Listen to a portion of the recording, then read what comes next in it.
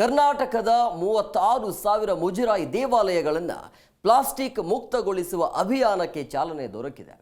ಪ್ರಸಾದ ವಿತರಣೆ ಸೇರಿದಂತೆ ಯಾವುದೇ ಉದ್ದೇಶಕ್ಕೂ ಪ್ಲಾಸ್ಟಿಕ್ ಬಳಕೆ ನಿಷೇಧ ಇರುತ್ತೆ. ಪರ್ಯಾಯ ಪರಿಸರ ಸ್ನೇಹಿ ವಸ್ತುಗಳ ಬಳಕೆ ಕಡ್ಡಾಯ. ನಿಯಮ ಉಲ್ಲಂಘಿಸುವ ದೇವಾಲಯಗಳ ವಿರುದ್ಧ ಕ್ರಮ ಕೈಗೊಳ್ಳಲಾಗುತ್ತೆ. ಈ ಕುರಿತ ವಿವರ ನಿಮ್ಮ ಮುಂದೆ.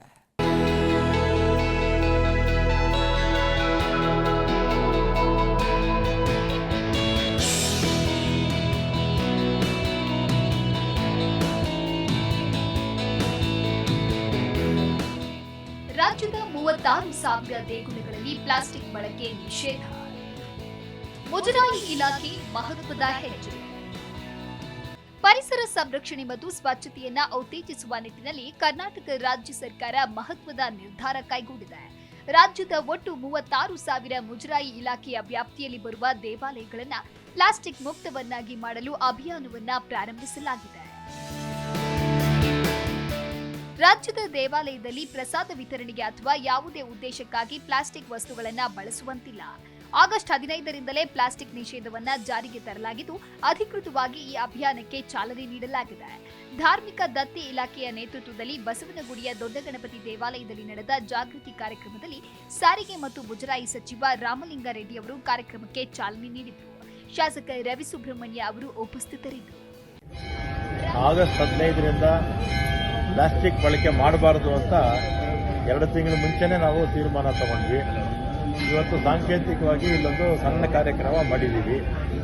ಅದಕ್ಕೆ ನಮ್ಮ ಈ ಭಾಗದ ಶಾಸಕರಾದ ರವಿ ಸುಬ್ರಹ್ಮಣ್ಯ ಅವರು, ನಮ್ಮ UB ವೆಂಕಟೇಶ್ ಅವರು ಮತ್ತು ಈ ದೇವಸ್ಥಾನದ ಅಧ್ಯಕ್ಷರು, ದೊಡ್ಡ ಬಸವಣ್ಣ ದೇವಸ್ಥಾನದ ಅಧ್ಯಕ್ಷರು ಮತ್ತು ನಾಗರಾಜ್ ಅವರು ಎಲ್ಲ ಮುಖಂಡರು ಇಲ್ಲಿ ಬಂದು ಸಾಂಕೇತಿಕವಾಗಿ ಇಲ್ಲಿ ಹೆಣ್ಮಕ್ಳಿಗೆ ಒಂದು ಬಟ್ಟೆ ಬ್ಯಾಗು ಕೊಡೋದ್ರ ಮುಖಾಂತರ ಉದ್ಘಾಟನೆ ಮಾಡಿದ್ದೀವಿ. ನಮ್ಮಲ್ಲಿರ್ತಕ್ಕಂಥ A grade B grade temples 205 ಮತ್ತು 193 ಇಲ್ಲೇ ಹೆಚ್ಚು ಜನ ಬರೋದು.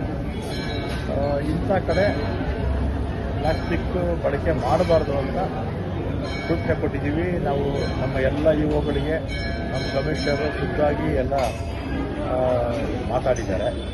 ಮತ್ತು ಜನ ಕೂಡ ಸಹಕಾರ ಕೊಡಬೇಕು. ಈ ದೇವಸ್ಥಾನದ ಆವರಣದಿಂದ ಆಚೆ ನಾನೇನು ಮಾಡೋಕ್ಕಾಗಲ್ಲ. ಅದು ಜಿಲ್ಲಾಧಿಕಾರಿಗಳು, ರಾಜ್ಯ ಸರ್ಕಾರ ತೀರ್ಮಾನ ತಗೋಬೇಕು.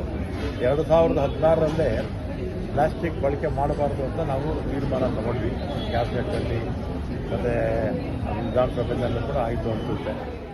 ರಾಜ್ಯದ 36,000 ಮುಜರಾಯಿ ದೇವಾಲಯಗಳಲ್ಲಿ ಪ್ಲಾಸ್ಟಿಕ್ ಲೋಟ, ಪ್ಲಾಸ್ಟಿಕ್ ಬೌಲ್, ಪ್ಲಾಸ್ಟಿಕ್ ತಟ್ಟೆ ಮತ್ತು ಪ್ಲಾಸ್ಟಿಕ್ ಬ್ಯಾಗ್ಗಳಂತಹ ವಸ್ತುಗಳ ಬಳಕೆಯನ್ನ ಸಂಪೂರ್ಣವಾಗಿ ನಿಷೇಧಿಸಲಾಗಿದೆ.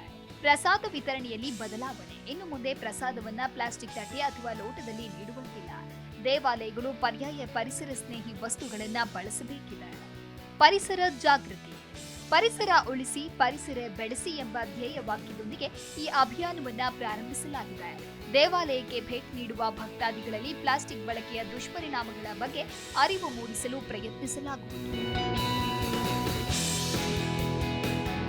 ಕಟ್ಟುನಿಟ್ಟಿನ ಕ್ರಮ. ಒಂದು ವೇಳೆ ಯಾವುದೇ ದೇವಾಲಯದಲ್ಲಿ ಈ ನಿಯಮವನ್ನ ಉಲ್ಲಂಘಿಸಿ ಪ್ಲಾಸ್ಟಿಕ್ ವಸ್ತುಗಳು ಕಂಡುಬಂದರೆ ಆಯಾ ದೇವಾಲಯದ ಆಡಳಿತ ಮಂಡಳಿಯ ವಿರುದ್ಧ ಕಟ್ಟುನಿಟ್ಟಿನ ಕ್ರಮ ಕೈಗೊಳ್ಳಲು ಸೂಚನೆ ನೀಡಲಾಗಿದೆ.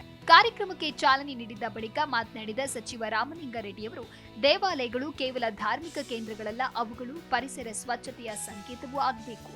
ಈ ಅಭಿಯಾನದ ಮೂಲಕ ರಾಜ್ಯದ ಎಲ್ಲ ದೇವಾಲಯಗಳಲ್ಲಿ ಪರಿಸರ ಸ್ನೇಹಿ ವಾತಾವರಣ ನಿರ್ಮಿಸುವ ಗುರಿ ಹೊಂದಿದ್ದೇವೆ ಎಂದು ತಿಳಿಸಿದರು.